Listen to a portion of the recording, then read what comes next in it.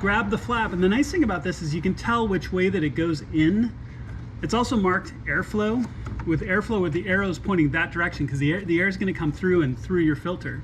So just grab on the little flap and pull it out.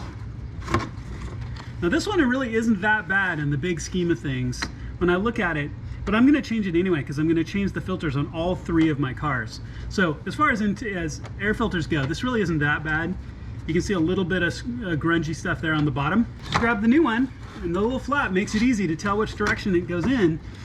Now the other thing I'm going to recommend is when you look down in here, you might have a lot of debris. You might have pine needles or any other things that might have been caught up in there.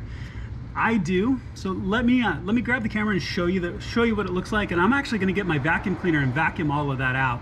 All right, looking down in there, it's definitely picked up a lot of debris over time. So it's really worth it to make sure to clean that out. Get all that dust and garbage out of there. Check yours when you do it.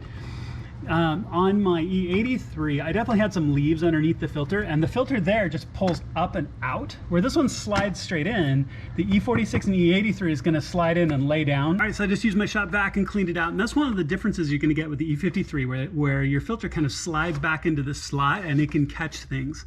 Where the E46 and the E83, the filters just lay on top.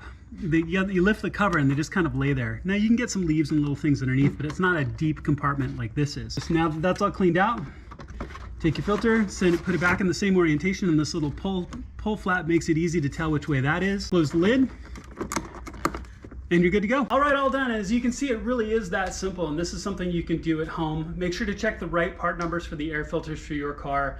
But if it's been a long time, or you've been through a lot of pollution or smoke or anything like that, this is the right thing to do, and it's an easy, quick change.